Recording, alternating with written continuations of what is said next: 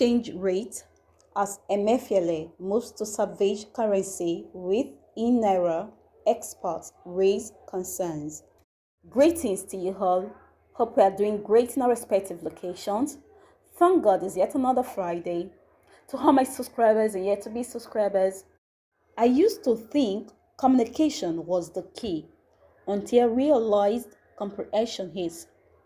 You can communicate all you want with someone, but if they don't understand you, that is silent chaos. Please kindly give this video a thumbs up and please subscribe to our channel. Thank you.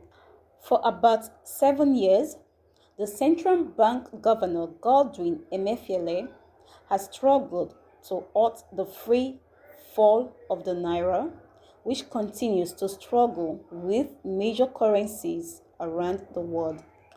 The interventionist approach of Emefiele has failed to support the naira, which has been experiencing unprecedented slump from the 165 naira to a dollar that he inherited in 2014 when he was appointed by former President Goodluck Jonathan to what it is trading at currently in the parallel market.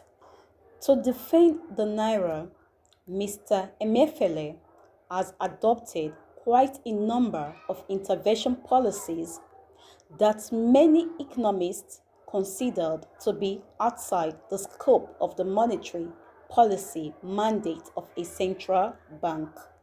Policies such as the Anchor Borrowers Program, Strategic Maize Reserve, Agri-Business Small and Medium Enterprise Investment Program, and Targeted Credit Facility, all targeted at spurring local production to reduce imports.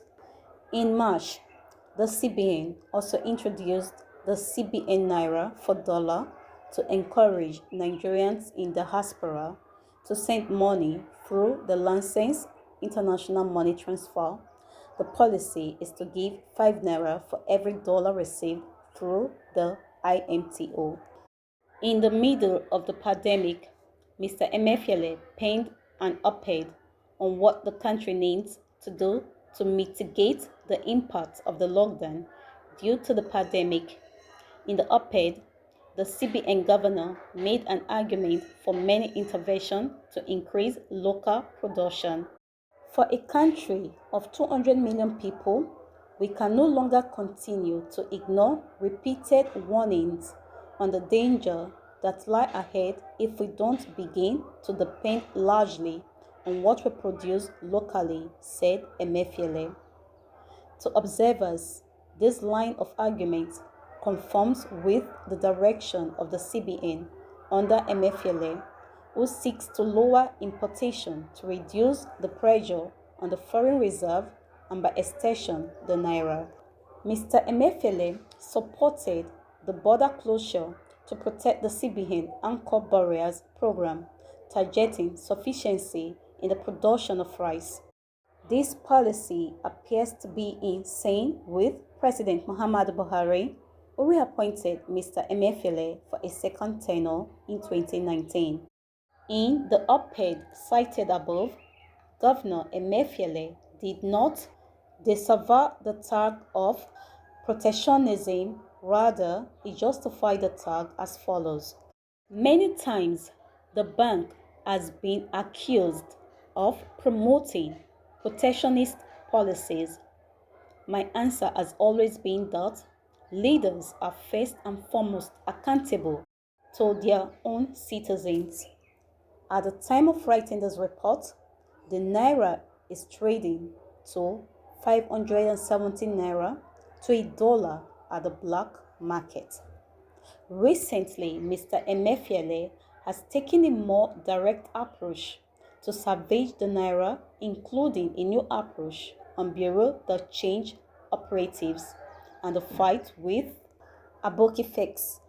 In this piece, Daily Post takes a review of the central bank monetary policy under Governor Emefiele and its corresponding impact on the naira and the economic ban of cryptocurrency, On the 5th of February, the Central Bank of Nigeria issued a circular prohibiting commercial banks from dealing with entities trading cryptocurrency. The policy generated uproar.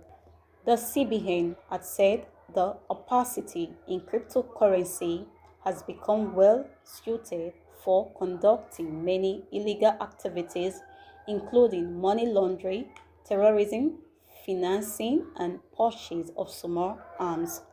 Even though the CBN issued the circular to banks, it has not necessarily declared it illegal. Through peer-to-peer platforms, Nigerians continue to trade in cryptocurrency, which allows Nigerians to buy bitcoins and others directly from those willing to sell. The use of WhatsApp is also popular among traders of these crypto coins. Paxful, a crypto trading platform, has 1.5 million subscribers in Nigeria out of its total 7 million users globally. E-currency, the latest policy by the CBN, is the planned introduction of digital currency, a digital form of fiat currency, which should be launched on the 1st of October to coincide with the Independence Day celebration.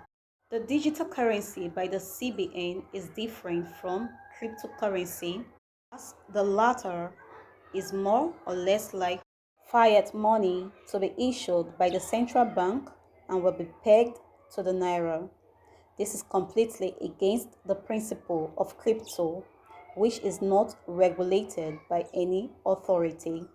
An economist, Wasiu Adekule, a research analyst with the Nigeria Economic Summit Group, told Daily Post that the e-currency by CBN is not an alternative to cryptocurrency, rather a digital substitute to the naira, which will only aid the cashless policy of the government. It stated that despite attempts by the central bank to unify the market through the I&A window, the parallel market is the true reflection of the value of the naira. The issue is not about defending the naira or not, what we are supposed to do to stabilize the naira. We are not doing it. If you ask an economist what determines the exchange rate, they are inflation, interest rates, and output. How much you produce as a country. If you take inflation, if inflation is 5% in the US and inflation in Nigeria is 17% as it is, the relative purchasing power parity of naira to a dollar will depreciate by 12%, which is the difference between the two inflation rates. That is if the exchange rate in Nigerian follows that relative purchasing power parity. How does it work? When inflation is high in Nigeria, it is an indication that our production cost is high in Nigeria. People will not want to buy from us. It is called imported inflation. Speaking on the call by some Nigerians that the CBN should float the naira, it stated that almost all the options have been experimented by Nigeria. Rather, the country has adopted the managed float policy of having the pegged and float FX policy existing side by side.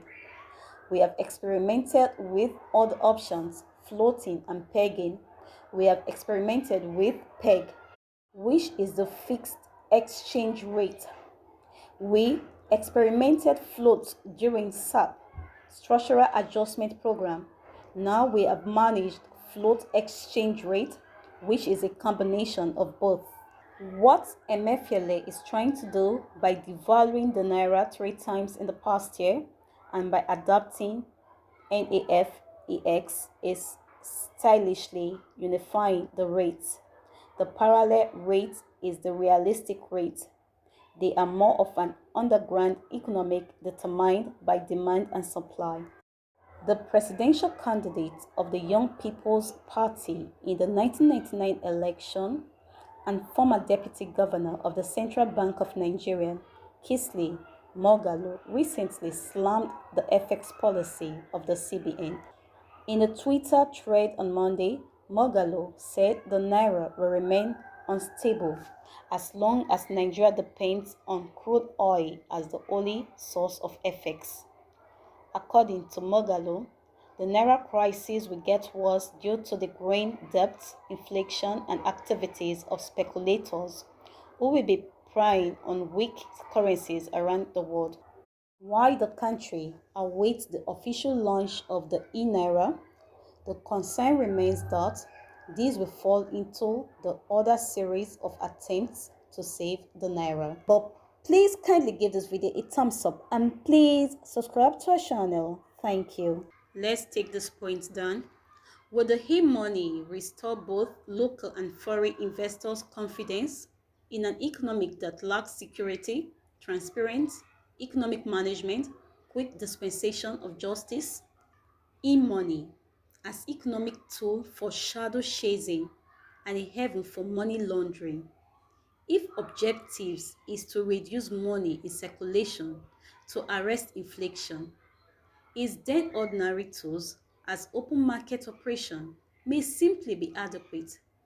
Of a truth, the CBN indeed lacks independence.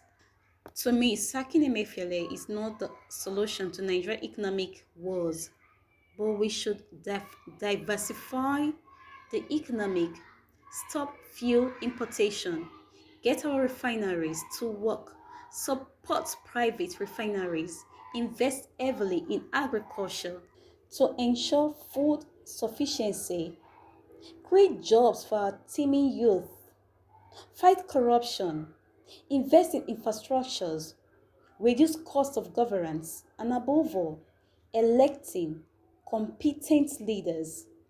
Once all these things are done, the fortune of this country will turn around for the better. Please kindly give this video a thumbs up and please, if this is your first time here, click on the notification button for more updates. Thanks for watching. Bye bye.